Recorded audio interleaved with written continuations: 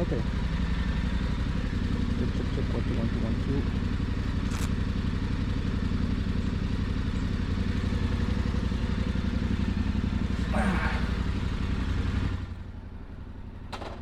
Hello everyone. Today, a bit of a different video, motorcycle related. You can see I'm on this big beast, the Tenere 700 World Raid, and I have it for about half an hour to try it out. So let's go. Big thanks to Yamaha for allowing this. So it's just going to be a first impressions very quickly. It's not an in-depth review, obviously. So first thing I can say, it's pretty good to sit on. It tracks pretty well. Let me just close my visor. This is better. Okay, so it does pull quite a bit, like at low revs. The seating position is pretty good. I'm going to show you a little later what it feels like, what it looks like rather, from the outside. So, okay, I was kind of afraid that the weight would be very, very high because of the double tank. But the thing is, the weight is a little lower because it's like on the side of the frame. And yes, it is heavier when it's full of fuel, but it actually holds it better because it's slightly lower. It's not as low as on a KTM, of course, but it's going to be quite nice.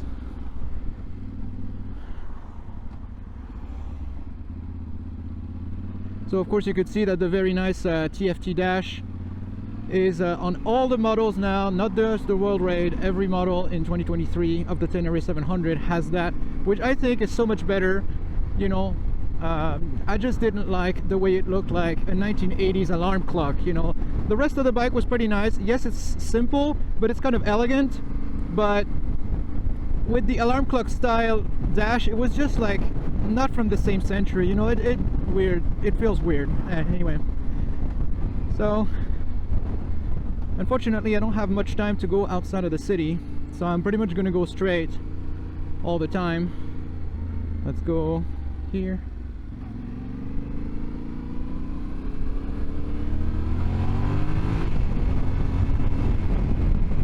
So wow, yeah, it has a lot of stopping power compared to the 500X, and of course it has a lot more power.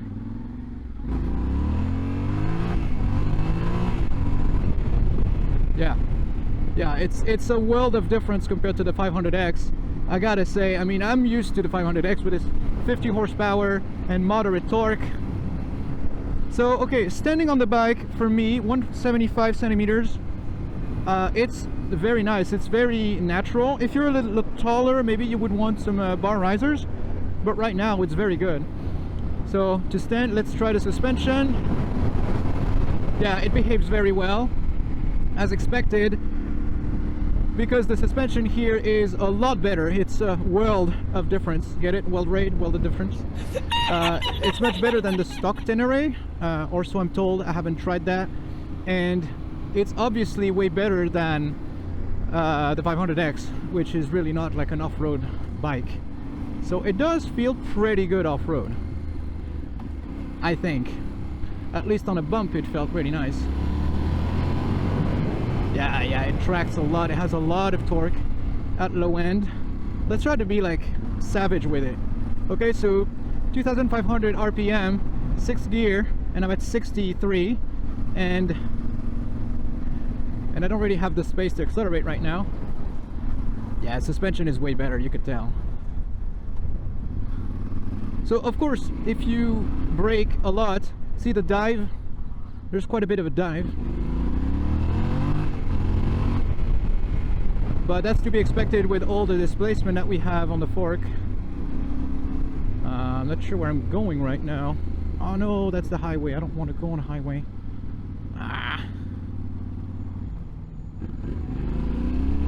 You can hear the exhaust. Maybe you can't hear it that much, but the exhaust is pretty nice. It sounds very good.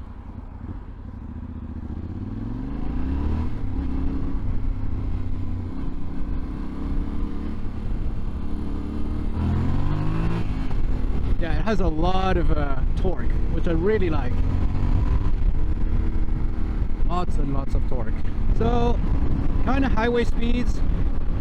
I mean, there's a speed radar up ahead, so I don't really want to go too fast, but yeah, highway speed, see, 95 kilometers an hour. It sits at around 4,000 RPM, which is very nice. Much nicer than the 500X, of course. It's much more relaxing. You know, obviously there's no, that's one point that I really don't like. There's no cruise control, right? I don't really care for the modes, the riding modes, like the wet, the traction control and whatnot, but I really do care about cruise control. For example, here is a perfect example.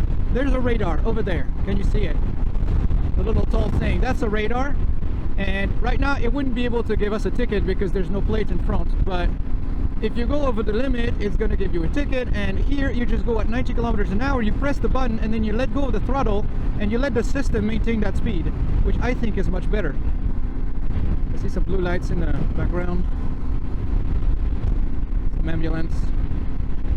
So yeah, you see, if you're going to be cruising all day at 90 kilometers an hour on a very, very wide open space, yeah, this bike can do it. It's going to be annoying not to have the automatic throttle control, the cruise control, but you do have a throttle lock option, which is kind of a MacGyver solution, just locks the throttle in place, but it's just not that good. So yeah, lots of power down low that I really like, and especially for off-road it's useful to have power down low, because when it gets very technical you do have to slow down, and to be able to maneuver properly and have enough torque to come back up, that's very desirable. Okay, so I think this is the stop here. Let's see if I kind of abuse it, which is not the way we ride normally, but you know, about 50 kilometers an hour in 6th gear. Why would you do that? Okay, it vibes a bit. Yeah, but it picks up. It picks up relatively well.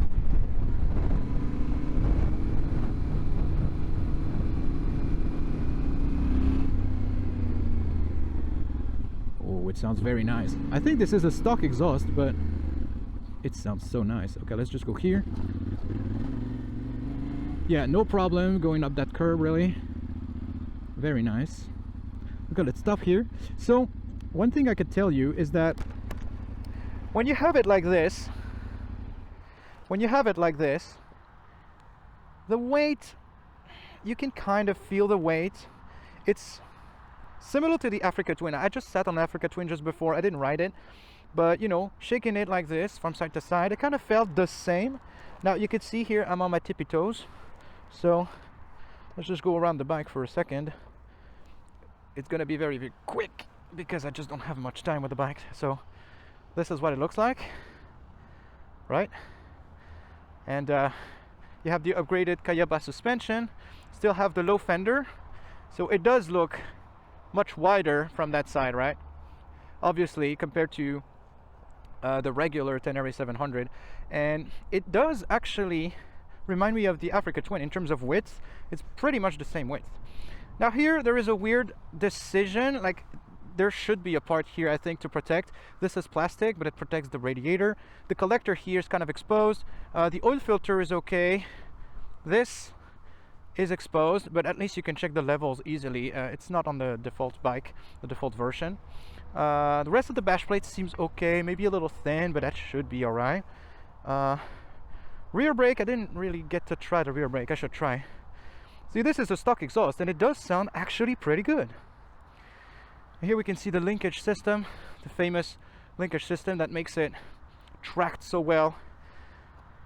What happens basically with that system, and it's on all the Teneres, you see that this pinion is like super high up, and basically what happens is that when you accelerate, it kind of wants to push the bike forwards, and it gives you more control at the front to brake, or to yeah, more control to turn as well. So I'm gonna try to frame the bike. This is what it looks like. So I'm 175 centimeters, about like 65 kilos, so it doesn't compress the suspension too much, and you can tell that both feet here I have a bit a bit of space here, maybe 2 centimeters. But if I lean on one side, now I'm like flat-footed on the left side, and my right foot is on the braking pad, the braking lever. So that's pretty good. It's pretty good. It's not as bad as I thought it would be, honestly. It is, of course, a bit taller. I mean, this version, the road raid, is 2 centimeters taller than the regular version, and you can kind of feel it. But I'm used to it because I come from, you know, I come from the world of enduro motorcycles, and in enduro you never really have both feet on the ground. Like, you can't, it's too tall, but I'm kind of used to it. Now the seat, now I'm just pulping it. It's actually not as bad as I thought. I mean, okay, up front it's super hard. Here for a passenger, I mean, poor passenger is gonna have a sore butt. But here, it's actually not that bad. I would say it's not that bad. Maybe it could be improved, but by default like this, I think it's okay. Okay, so I think it's good. Yeah, it sounds pretty nice.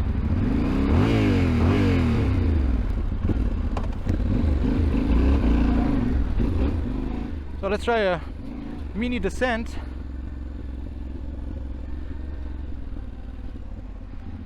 So let's try slow maneuvering. Yeah, I'm not really used to the bike, but it's fine, yeah? Yeah, it handles very well. Off-road, if you can call this off-road, of course. It does handle very well. I mean, I'm really at home compared to an enduro bike. I keep comparing this to an enduro because that's kind of what it's meant to be, right? A big enduro bike that can just do wheelies and has tons of torque. I don't know how to do wheelies, but yeah, it is fun. It is fun. Let's try the rear brake for some. Okay, yeah, it does.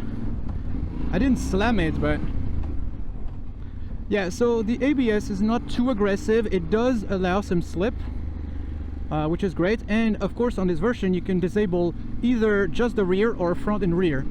I don't exactly know how you do it, but know that it is possible. This is not something I'm supposed to go to. Oh, a golf course. Who cares? No, I have to put my foot down. So, see, you could just turn around relatively easily. I'm kind of afraid to drop the bike because it sits a bit tall and I'm not used to it, but with a bit of practice I'm sure that it's pretty easy to do. I'll still have 5 minutes before going back. So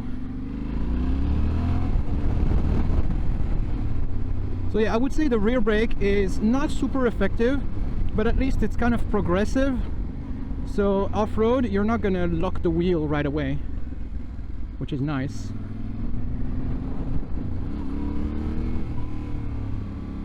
Alright, you can go.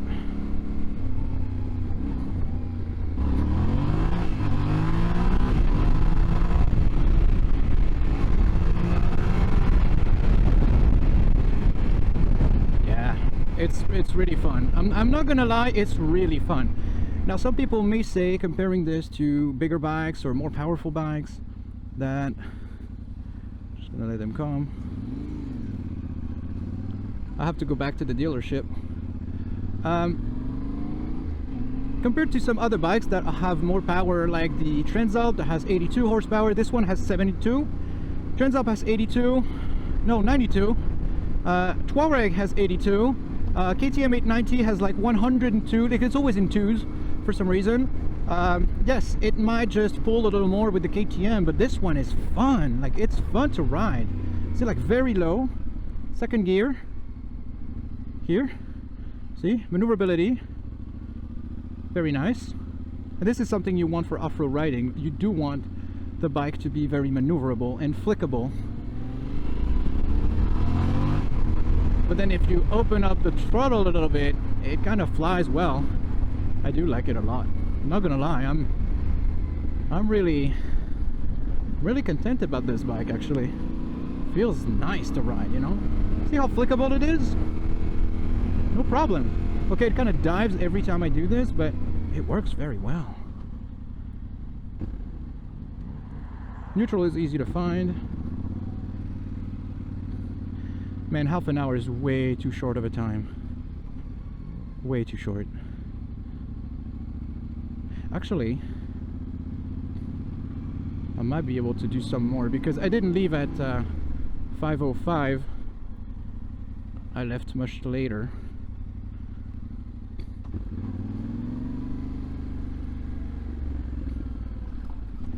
Yeah, suspension is way better. And I mean, it's the stock tuning. I mean, I haven't done anything to it, obviously. I don't know how they tuned it, but it feels pretty good. See, low speed maneuverability, all is fine. Very nice.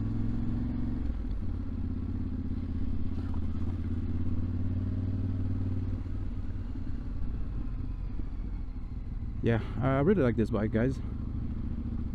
You should definitely try one. And well, I was afraid that it was gonna be a bit too top heavy. It's actually fine. Well, I'm just gonna go for another round really quickly. It does handle surprisingly well, and the weight, you really can't feel the weight once you're moving. It really isn't a problem, see? Very flickable, very nimble. Of course, you do everything in counter steering, right? So here, it leans and it wants to lean, but it's, you know, it's easily handleable, if that's a word.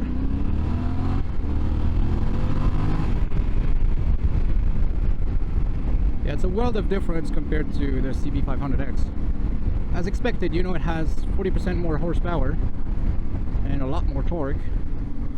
But it's kind of gentle, you know, it doesn't really surprise you either. It's what a lot of people say about this engine, and I would confirm that. It's very nice. Linear, right, is the term. Let's just do this one more time, because why not?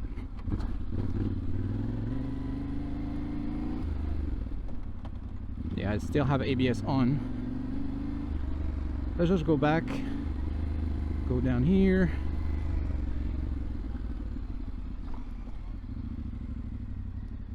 All right, let's try second gear.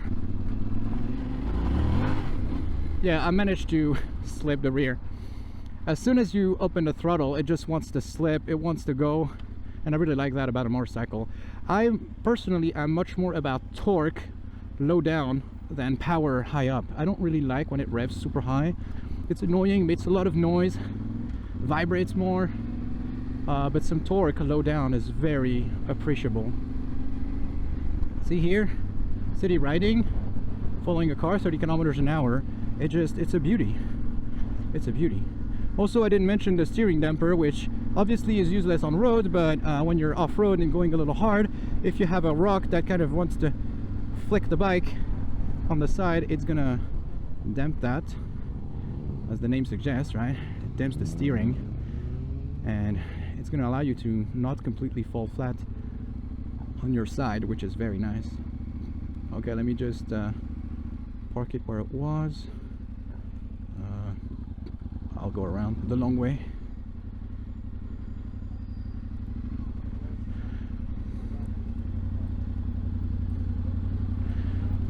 Well, I can tell you, it feels like I've owned this motorcycle for a while.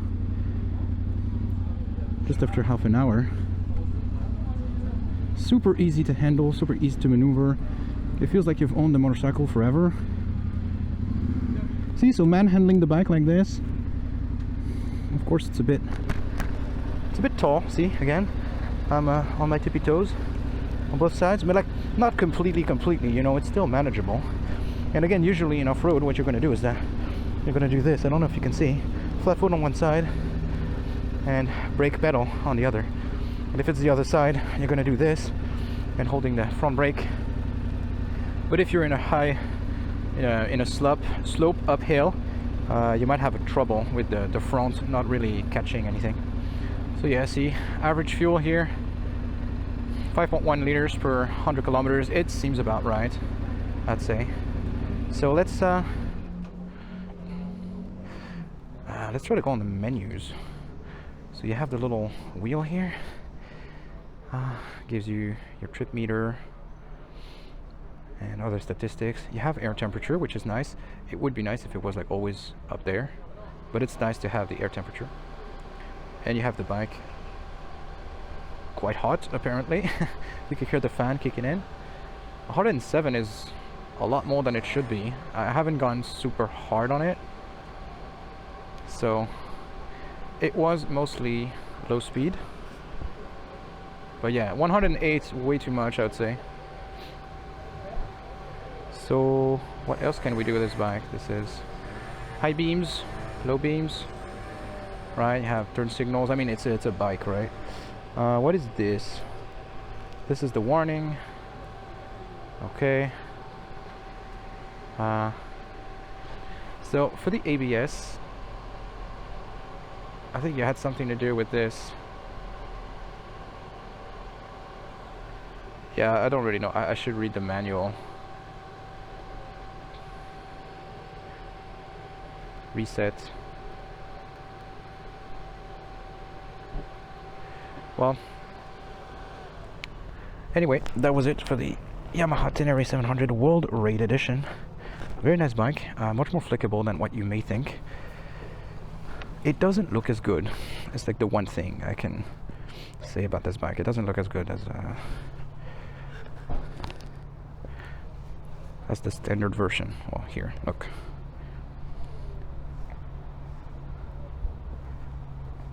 Standard version, World Raid version, as wide as a Honda, but the engine is the same. Power is going to be the same. It's a bit heavier, so you will have slightly, you know, less of a punch because it's heavier, but with the same amount of juice. Is it locked? Okay, you don't have to go like all the way to lock it. Now it's locked. Alright. Well, this concludes it. I'll see you in the next video. Bye.